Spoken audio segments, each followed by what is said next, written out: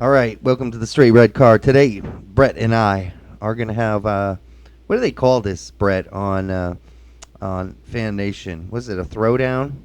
We call it a throwdown, but I don't like that. We I just hate, call it a debate. yeah, I hate throwdowns unless it's And on we're not the calling it the debate, but we're calling it a debate. right. I don't mind throwdowns on the Food Network. No. Those are fun, but I love Bobby Flay. But anyhow, let's get into it. And the topic of the day is chances of Freddie Adu making the 2014 World Cup team. And you know, Brett, no matter what stance, and especially the one I'm about to take, I'm going to get a lot of haters on this one. You know it. My prediction is that Freddie Adu's got about a 10% chance to make the 2014 World Cup team. And I'm going to start out with issue number one, which to me is he's 21 years old. He has shown not really an inkling, number one, that he has what it takes to make it even on the smallest European teams or the most mid-range European teams right now. And don't get me wrong, I love Freddie. And I don't want anybody to think I'm out here, nibbling at his small heels, because I'm not. I'm just giving some facts here. An early bloomer, right? He was an early bloomer. But how many players are early bloomers and late bloomers? Yeah, I'll have to agree with most of that. I wouldn't agree with the 10%. There's a lot of variables that are going to play into factor, and we'll talk about them. Mm-hmm. I do agree. I don't think Adu is going to change much as a player. He was an early bloomer. That's who he is. We know what he can do. He's a talented player, and he can create. It's just he needs to find the right situation. Right now, he can't find a loan anywhere. How long are we going to say that, Brett? That he's got to find the right situations? I mean, well, it's got to play into both things. It's got to be club and player, because there are a lot of the faults that are occurring right now fall down on Freddie. Benfica, Monaco, Belenenses, Aris. How many more teams does Freddie Adu need to play for before somebody says this guy's worth $1 million? Well, we can scratch Monaco off because the coach never really wanted him there. And then with Benfica, his first year there, he went through 4 different coaches, the first of which loved him and played him as a super sub, and at which point he was successful. Mm-hmm. So, is D-Rec hanging out with you back there? Yeah, he's chilling out here, yeah. Okay, I thought I heard him barking. He needs to find a situation right now. I thought he found it with Aris, but the problem was it comes down to the money. He's back training with them right now. If the whole situation gets solved, I think the big problem with Aris is that Benfica is asking for too much money. Well, wait a minute now. It's a big thing. No, wait a minute. Now, when he went to Aris, they had a 2-year agreement. All right? Is that correct? A year and a half. He's only done half a year so far. Okay, so he's a full year that Aris had already said, yes, we're willing to spend the money on Freddie Adu. Now, Aris is saying, when we got him, we thought he'd be worth that year and a half. Now we're thinking he's not worth the year and a half. I mean, does that sound plausible to you? Because if he was worth it, wouldn't they keep him on? Isn't that easier than trying to send him off to Switzerland? I think they thought that he was worth a year and a half at the pay rate that he requests. Originally, they did. Benfica requests, yeah. But after the season, my guess is that they probably thought that he wasn't worth the amount of money that they're paying for him and the time that they have him, is my guess. Well, there are guys on Aris making about 50% less, and even some making even less than that than Freddie Adu, because you remember when he came off the plane there at Aris, Thessaloniki. He was that was a big hero moment, right? Mm-hmm. I mean, there was huge press, but he hasn't really maybe turned out to be exactly what they were hoping he would be. And now they're thinking, we can't afford this guy for what he is contributing to the team. And we've seen Freddie do pretty good things at Aris. So that raises the question, is it his play or is it something else? I think it's a combination between his play and his pay. I think that's the reason why he can't latch on to many places, because I think they're just asking for too much money and Freddie's requesting too much money.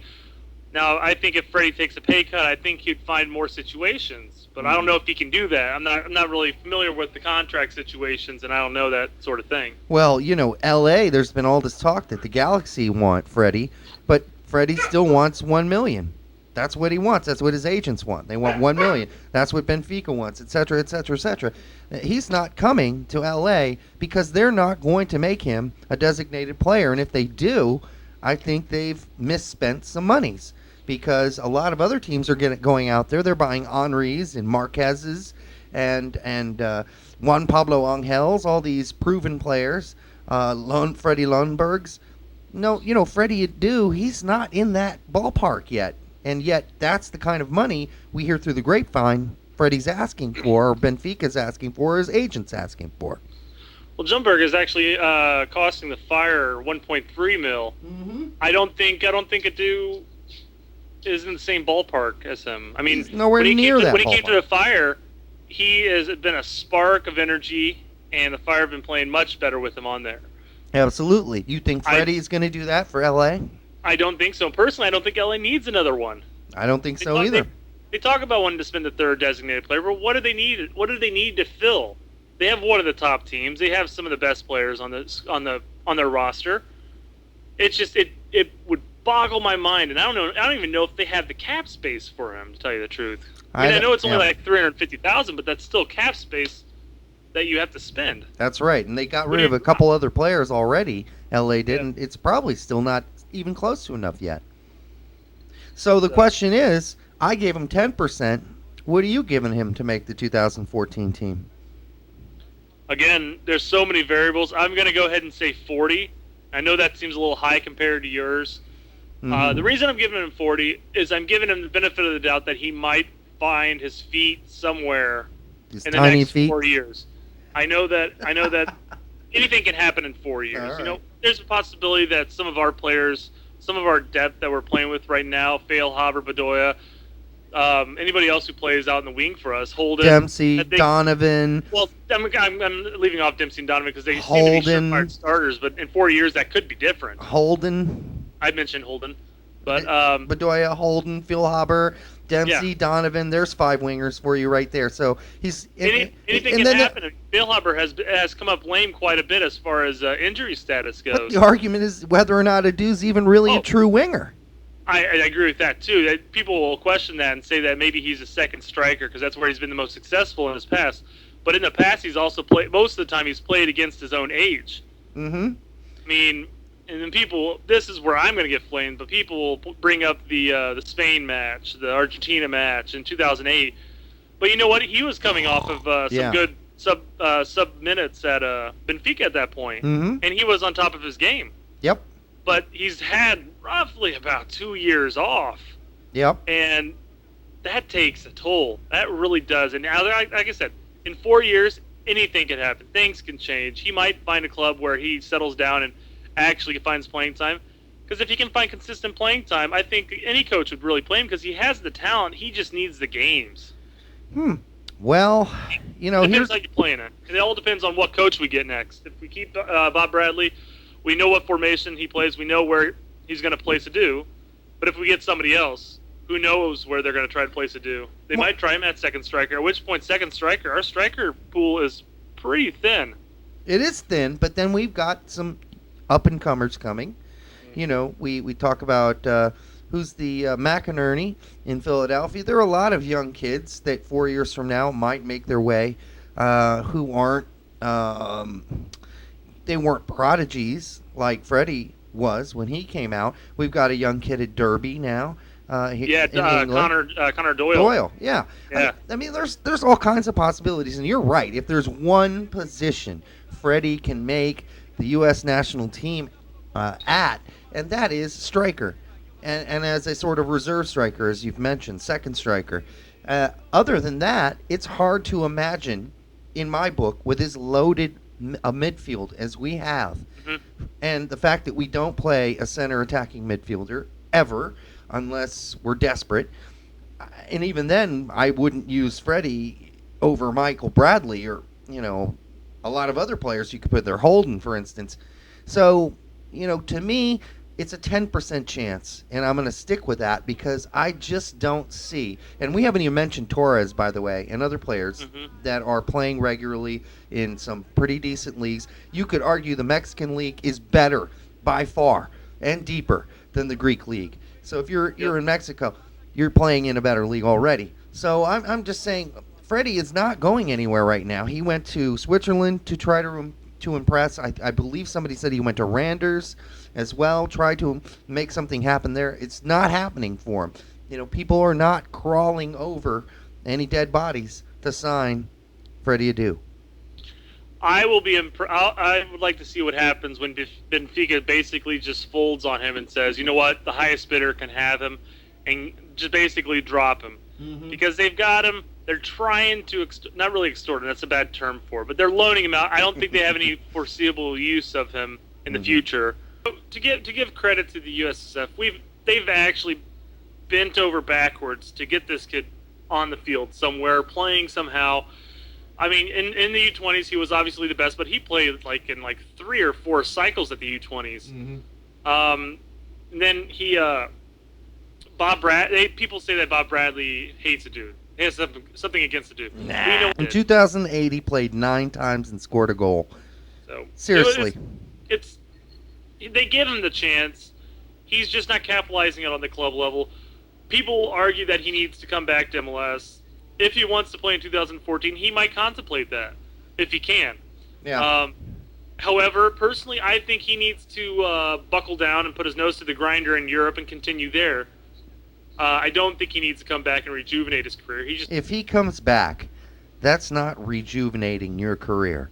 Whoever thinks Freddie Adu at the age of 21, and that's debatable. People argue about that all the time. I'm not going to get into that because, well, I am playing sort of a devil's advocate here today by being Mr. Super Cynical. But I will say that coming back to the MLS is not going to impress anybody in Europe. In fact, most people will write him off for good. No, I agree. I have to agree with that.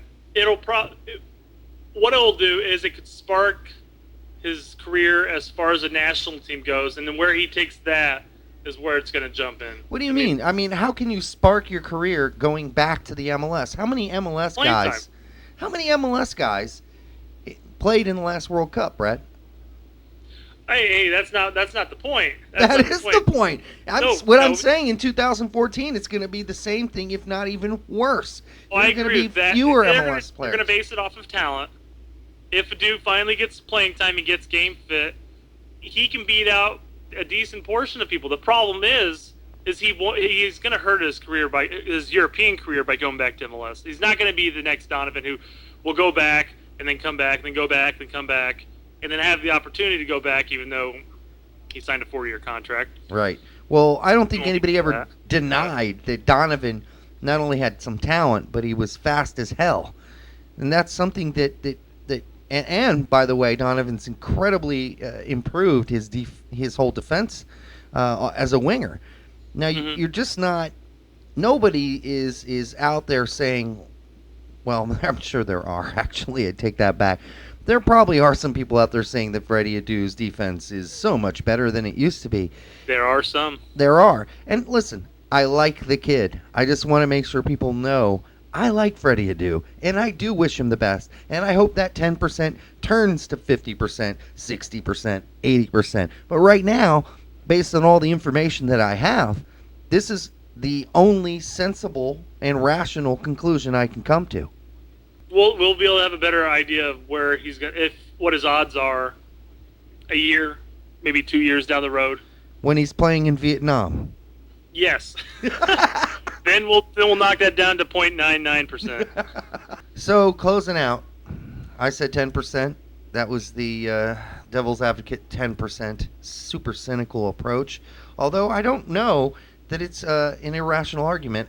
As of right now, the 10% does look more realistic if nothing changes. Yeah. Thanks for showing up, folks, and we will see you next time on A Straight Red Card.